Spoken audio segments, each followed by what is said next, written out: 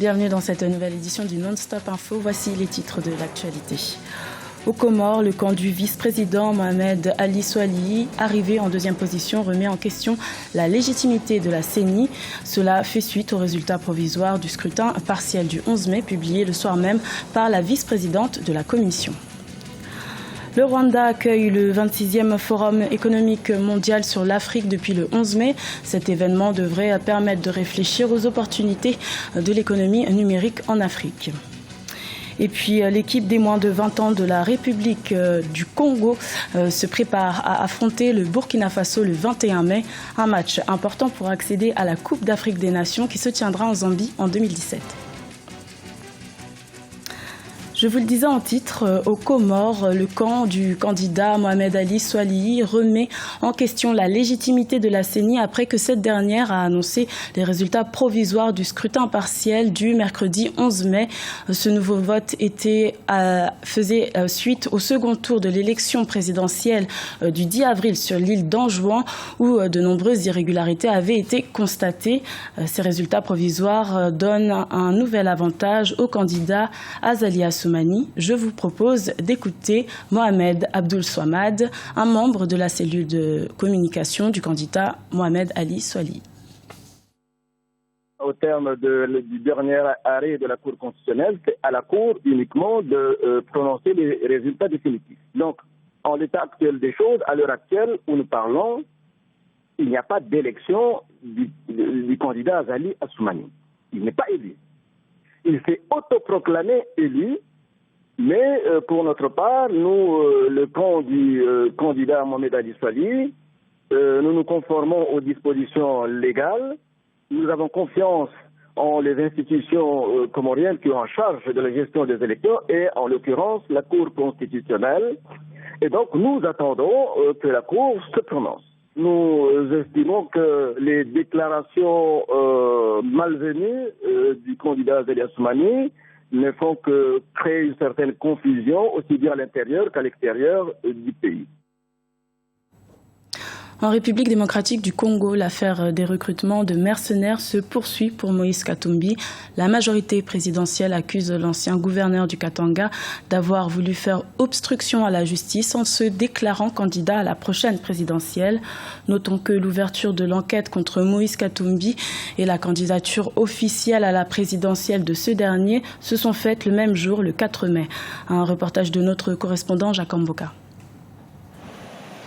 La majorité présidentielle exige toute la lumière sur l'affaire Moïse Katumbi, qui est rentré libre chez lui après sa deuxième audition devant le procureur au parquet de Lubumbashi ce mercredi 11 mai 2016. Pour le porte-parole de la famille politique du chef de l'État, la déclaration de candidature à la présidence de l'ex-gouverneur du Katanga était une façon de faire obstruction à la justice. La déclaration du ministre de la Justice sur un réseau de recrutement de mercenaires à travers Jones Group, avec pour tête de pont un service de gardiennage dénommé Pomba Security, suscite de profondes préoccupations à la majorité présidentielle sur la cohérence de la démarche politique de certains citoyens.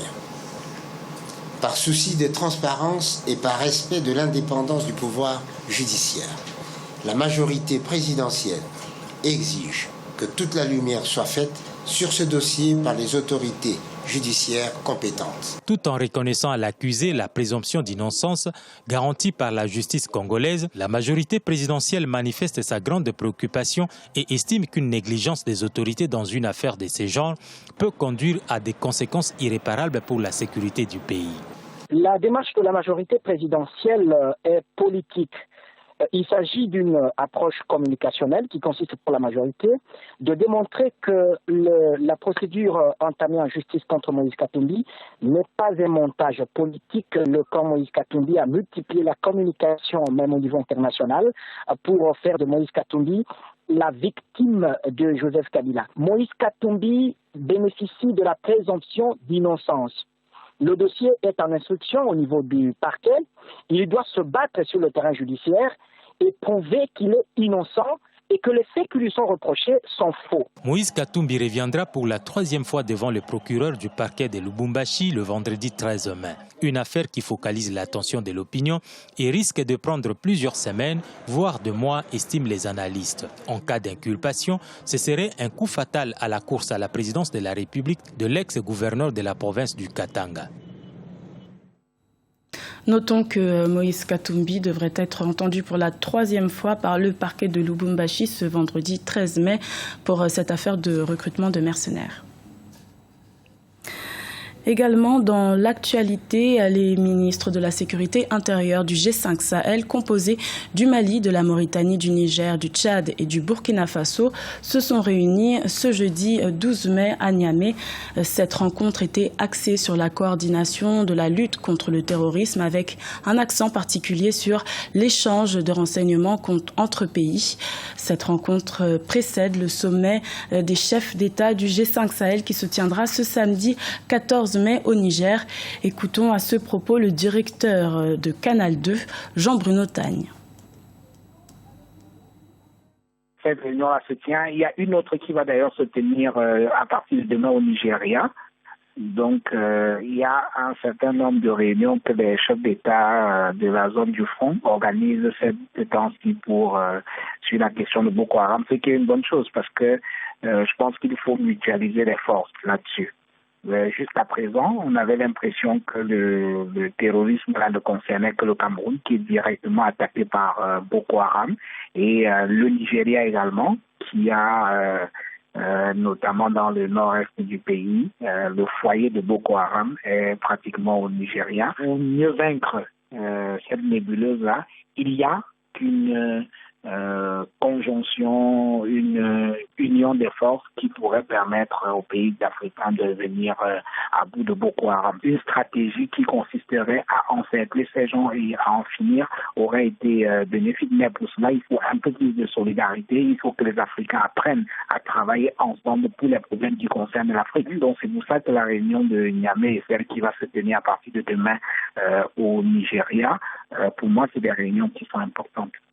Cela ne pourrait être intéressant que dans ce cas-là, parce que si c'est encore une autre réunion où des dirigeants s'asseyent pour discuter entre pairs et se séparer après la photo de famille, honnêtement, ça ne fait à rien. Et jusqu'à présent, c'est malheureusement le cas. Le Rwanda accueille depuis le 11 mai la 26e édition du Forum économique mondial sur l'Afrique. Plusieurs chefs d'État africains participent à cet événement pour réfléchir aux opportunités de l'économie numérique en Afrique. Le Rwanda est d'ailleurs un bon exemple puisque le pays a placé les nouvelles technologies au cœur de sa stratégie de croissance. Un reportage de notre correspondant Oliva Djakotan. La bonne gouvernance gage d'un solide développement en Afrique, c'est le thème développé par 3 éminentes personnalités, à savoir Tony Blair, ancien Premier ministre britannique, l'entrepreneur américain Warren Buffett et le président rwandais Paul Kagame ce 11 mai 2016 dans la capitale rwandaise. Un panel qui a clôturé la première journée des travaux du Forum économique mondial. Les discussions sont surtout revenues sur le bond qualitatif du Rwanda dans plusieurs secteurs après le génocide de 1994. Nous nous sommes dit que nous devons avoir un meilleur futur car nous avons terni notre passé. Alors nous avons commencé par poser des meilleures fondations pour construire ce futur. Nous avons mis en place des infrastructures, développé les affaires sans oublier la sécurité. Les économies de plusieurs pays africains sont de plus en plus compétitives. Certains pays projettent même une croissance à 2 chiffres au cours des prochaines années. Mais la chute des prix des matières premières freine l'accélération du développement économique du continent. Pour certains spécialistes, le renforcement du partenariat intra-africain pourrait être une solution. Il faut que l'intégration régionale soit plus forte. Par exemple, entre l'Afrique de l'Est et l'Afrique de l'Ouest, il faut faire tomber les barrières pour accélérer la coopération économique. Il faut entreprendre de grands projets comme la construction de chemins de fer pour interconnecter les pays. Cette initiative pourra être bénéfique pour les économies des pays enclavés comme le Rwanda. Notons que 14 sujets ont été débattus lors de cette première journée de la 26e édition du Forum économique mondial à Kigali au Rwanda. Une vingtaine de panels sont prévus au cours de la 2e journée, ce 12 mai 2016. Notons que ce 26e sommet sur l'économie mondiale, sur l'Afrique, prend fin ce vendredi 13 mai. À la page sport en football, la rencontre entre les Diables Rouges du Congo et le Burkina Faso est prévue pour le 21 mai. Une liste de 30 joueurs congolais présélectionnés a été annoncée, mais seulement 23 d'entre eux se déplaceront au Burkina Faso pour ces éliminatoires de la CAN des moins de 20 ans qui se déroulera en Zambie en 2017. Plus de précisions dans ce reportage de notre correspondant Deva Panzou.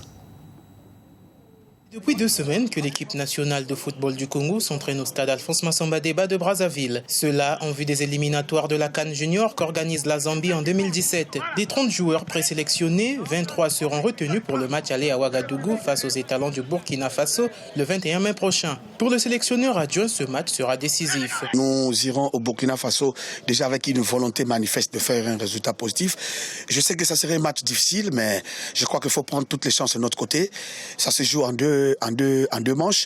Nous irons à Burkina Faso, mais avec une volonté manifeste de bien négocier la première manche. Nous prenons toutes les chances de notre côté afin que nous allions sans état d'âme, sans inquiétude, sans arrière-pensée. Cette présélection est composée des joueurs évoluant dans les championnats locaux de Ligue 1 et Ligue 2. Certains manquent d'expérience, d'autres comme Issambe, l'actuel meilleur buteur du championnat national d'élite Ligue 1, apportent leur expérience aux plus jeunes. Le capitaine des Diables Rouges Junior reste optimiste.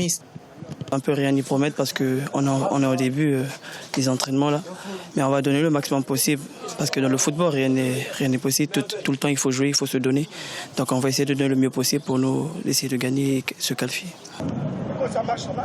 Plus que quelques jours ne séparent les Diables Rouges de cette première confrontation face aux étalons à Ouagadougou. Champion d'Afrique de la catégorie en 2007 à Brazzaville, le Congo a pris part à la dernière édition de la CAN Junior organisée en mars 2015 au Sénégal. C'était le journal de la rédaction. Merci de l'avoir suivi. L'information continue sur Africa 24.